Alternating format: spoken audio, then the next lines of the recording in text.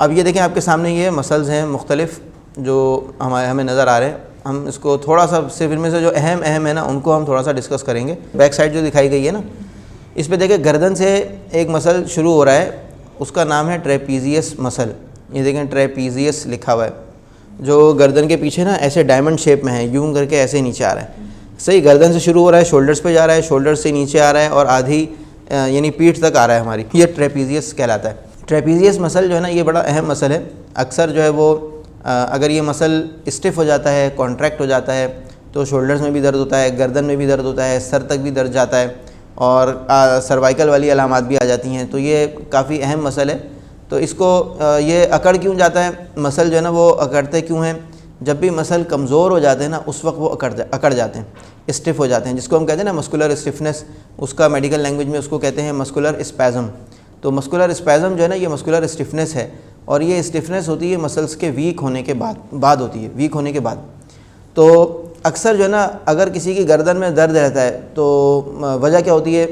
या तो गर्दन झुका के करने वाला कोई काम आदमी बहुत लंबे अरसे तक कर रहा होता है, मोबाइल का इस्तेमाल ज़्यादा होता है, या तकिया उसका जो है ना वो ऊंचा होता है काफ़ी ज़्यादा, तो उसमें भी यही पोजीशन हो जाती है, जैसे गर्दन झुकी हुई है। तो उस वक्त में इस मसल के ऊपर ज़ोर पड़ रहा होता है, और उससे वो ज़ोर जब पड़ता रहता है तो कुछ हद तक तो मसल बर्दाश्त करता है, फिर जो है ना वो उसकी बर्दाश्त से बाहर हो जाता है। तो फिर वो ज़ोर जो है ना, पहले तो मसल हो जाता है स्टिफ, दर्द शुरू हो जाता है, उसके बाद भी अगर वो पोस्चर रहता है ना तो फिर ये ज़ोर मुंतकिल हो जाता है इसकी गर्दन के मोहरों के ऊपर, फिर सर्वाइकल का मसला शुरू होता है।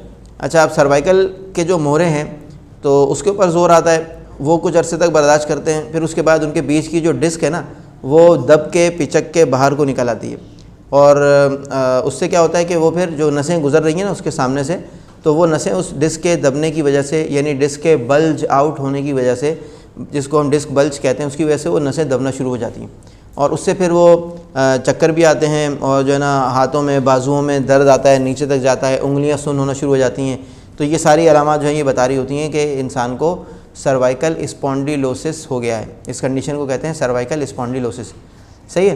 तो ये लेकिन शुरुआत कहाँ से हुई थी इसकी? गलत पोस्चर से। अक्सर जो है ना सर्वाइकल के अंदर जो मसला आता है, गर्दन का जो मोहरों का मसला होता है, वो गलत पोस्चर की वजह से होता है कि आदमी जो है ना वो ख़ास तौर पे जो लोग लैपटॉप पे काम करते हैं उनके साथ बहुत होता है, हम मुस्तकिल गर्दन झुकाए तो उनका जो है ना सर्वाइकल का मसला बन जाता है।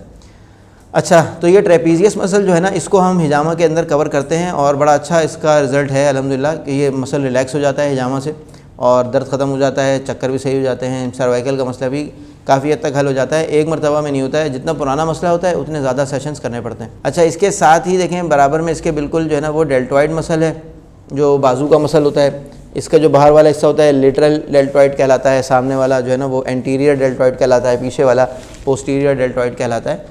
तो ये डेल्टॉइड मसल जो है ना ये भी वही जो अभी हम बात कर रहे थे फ्रोजन शोल्डर की और इस तरह से उसकी रोटेटर कफ की, तो उसके अंदर भी हम इसको टारगेट करते हैं डेल्टॉइड को, जो हम सामने लगा रहे हैं, साइड पे लगा रहे हैं, पीछे लगा रहे हैं, ये डेल्टॉइड को ही कवर कर रहे हैं, और जो ऊपर लगा रहे हैं वो हम ट्रेपीजियस को कवर कर रहे हैं। और ट्रेपीजियस के लिए हम थोड़ा सा और पीछे स्कैपुला के ऊपर भी लगाते हैं, तो उससे भी रोटेटर कफ वाला इशू जो है वो काफ़ी हद तक रिजॉल्व हो जाता है।